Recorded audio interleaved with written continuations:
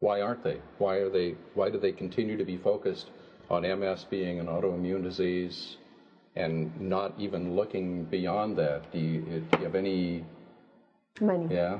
See, Stephen Reingold, when I was back there in 2002, he made a comment to me. He said, you know, the FDA has been very good to us. Oh. Interesting. Maybe, you know, who knows what all he meant by that. Sounds like there's more to that, doesn't it? Yeah, sounds like there was something between the lines. But, you know, they've got the FDA to believe if we show you we decrease these lesions, if we show you we're good in animal studies, give us the approval. They've got a pretty easy fast track figured out for that, all on the immune suppressant. And they're making, it's like a $5 billion a year income now on these immune suppressive drugs, of which the MS Society says they only get 1% of their contributions come from the drug companies, although you open up a 70-page magazine such as Inside MS, and 27 to 30 pages of it is advertisements for the drug these drug companies. Their MS Walk, their MS Bike Tour, their all of their seminars are all funded by educational grants by the drug companies. Now, interesting, you can go on the 990s. Back to real quick on your question, we'll come back to this, but your question is, well, why do they continue? Because when you got the money rolling in, let's not look at new research that shows, hey, we're going in the wrong direction, because who cares? We're making money. And I believe it's become a cash cow to them. But wait a minute, you're a not-for-profit, a public charity. You're supposed to be there for the public. And surely your 990s must show that you got, you know, your numbers. How can you say 1% when all these things look like you're getting a lot more contributions from the drug companies than what they're showing? Well, when you go to, you look at their 990s. Those are. In fact, I've got a copy of one here. Let's hold it up. Let's put it on screen. What's it say? Well, I've just got one of their 2000 here, the 990s. You know, I'm thinking, well, now how come? And I went through the entire thing, and I can't find, you know, what I suspect to be a large contribution from these drug companies. But I found a very interesting thing down here on page 3, schedule 4A of the 990. Line item number 28. I'm going to put on my reading glasses to read this. It says, unusual grants. For an organization described in line 10, 11, or 12 that received any unusual grants during 1996 through 1999, attach a list, because it's their 2000 report, so they always go 4 years. Attach a list, which they put in parentheses, which is not open to public inspection. Oh. Well, it's public charity. Why isn't it?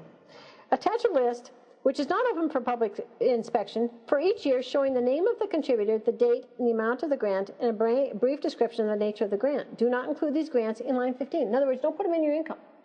Well, I called the IRS, and I said, I don't quite understand these unusual grants. And amazingly, I called the department that was head of not-for-profits. He didn't know what I was talking about. And I said, well, look at line 28. I read, and he goes, oh. It's curious. I said, well, I said, could you please get me, I want you to look up this organization and tell me, do they list any unusual grants? And he said, well, I can't because it's not open for public inspection. He says, I'm considered public. And I said, you're not even human, you're IRS. Anyway, I had to talk to his supervisor. So I talked to his supervisor, and she said, well, we can't give you that information.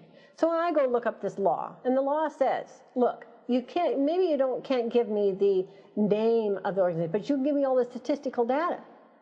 Never got it from them. They ignored me after I sent them the law. Well, interestingly, these unusual grants, what they explained to me, why they do it. In a public charity, you have to show 60% of your contributions come from the public. Otherwise, you would look like a private foundation, you know, and then you don't get 100% tax write-off, tax exemption.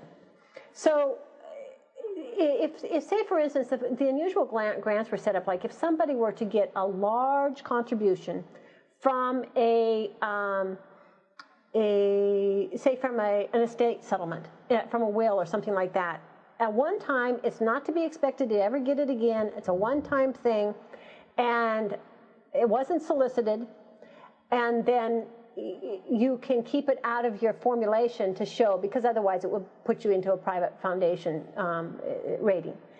Well, you get year after year after year, every bike tour, every MS walk, every year, every seminar, it's from these unrestricted educational grants, which are really, as far as the government is concerned, are listed as those kickbacks. It's not, you're not supposed to be able to do that. Interesting, when I told you we went through those, the cubicles, all those empty cubicles, I saw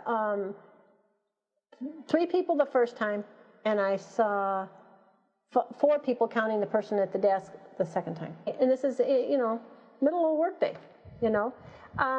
but yet the MS Society, I found this kind of interesting. On one of their forms, it lists your compensation to the 5 highest paid employees, and it lists those off. And then it says here on this form, you have to put total number of other employees paid over $50,000 a year. And it shows 59. Now, I thought, okay, it must be the chapters, each of the different chapters. But I went in and looked at the 990s on the different chapters. They all report their own payroll.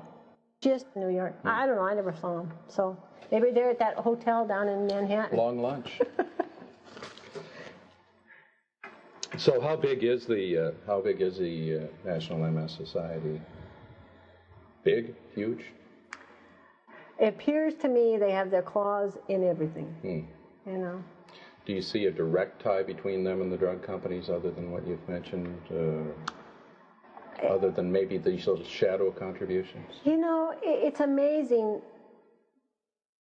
Before I had MS, before I learned all the things I did, just as the Cancer Society, all these other foundations, I really thought they had absolutely, would be on the forefront of all research. They had only their patients, that disease that they represent, those patients' utmost concerns in hand.